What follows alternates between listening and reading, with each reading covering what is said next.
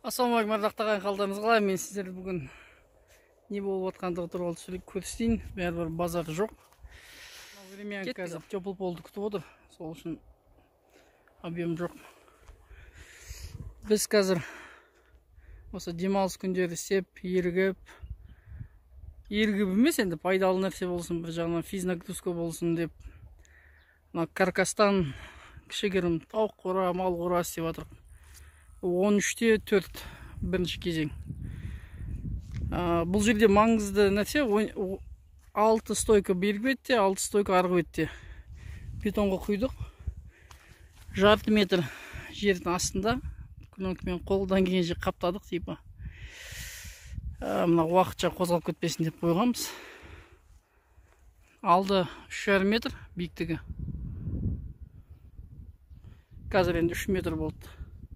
Жарты метр астында болғаннан кейін. Артқы жағы 2,5 метр болады жердің биіктігінен.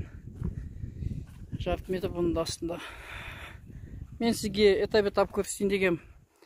Бірінші осылай фундаментті құйып алғаннан кейін стойкілерді. Ортасын былай екі жағынан, астынан, үстінен. 10-дық деп сатады, негізінде 8,5-дық стропилалары. Осылай каркасты бастайсыз. Бұны біткеннен кейін ортасын в идеале 60 сантиметр, бірақ мынандай жерлерге 80-ге дейін болады, 1 метрге дейін де қалдырсаңыздар да болады. Ортасын мында перемешке тоже стойкілер қойып шықтық. Қойып шыққаннан кейін ағайын екінші кезекте уже сіз дранкілермен, дранк таба алмайтын шығарсыз, рейкі табасыз. Сосын осылай обрешеткасын жасап шығасыздар. Где-то бір балғаның тұсындай ғой, мына орта қашықтықтарын 20 сантиметр десек болады. Қазір енді бетон құйылған, бұл уже бір стена сияқты мықты болып қалды.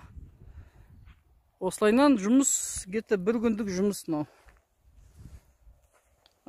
Где-то 3 күнде толық қамыстарын салып, қағып бітіруге болады. Бір апта дегенде төбесін жауып дайын қора жасауға болады екен. Көп шығынданбай осындай бір методты қолдансаңыздар да болады. Бұнда құрылыс жасау үшін не керек дейтін болсақ, енді саты керек қолдан келсе. Және қолара, кем дегенде бізде пчелка бар, бірақ қолара, плоскогубцы, дұрыс қақпасаңыздар балға. Және 3 түрлі шеге. 70-тік шеге дранк қағуға, 150-лік шеге стойкеге қағуға, және 120-лық шегелер бар. Ол ортадағы жаңағы стойкілер бар, ортадағы ребро, соны қағу үшін. Біткесін тағы да бір видео түсіреміз. Осылайнан бітет. Қораның үстіңгі жағы 0,5 метр. Вентиляция үшін телевизор ретінде қалады. Қамыс 2,70 екен. Соны бөліп, мынау бетке 1,70 ішіне кетіп жатыр. Мынау полный біткен стена. Енді осыны сабан лаймен сыланады. Бұның адамдардың айтуы бойынша енді мал қора болғаннан кейін жақсылап сылау керек дейді, себебі ағаш тез шіріп кетеді дейді. Влагаға байланысты. Ескеретін жайт,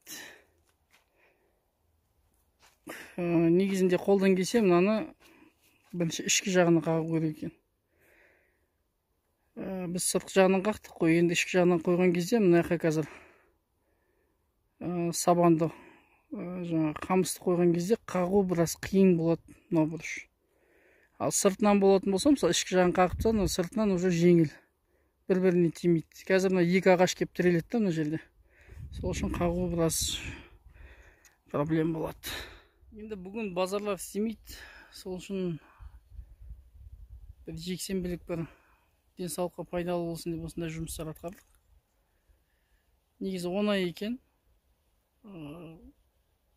Ең бұл жұмыстың ауыр жері ол сылаған кезде болады, балшықпен. Ауыр жұмыс сол болады. Қалған жұмыстың барлығы тек метрмен балға, шеге, балтаңыз болса болды. Кездескенше ағайын.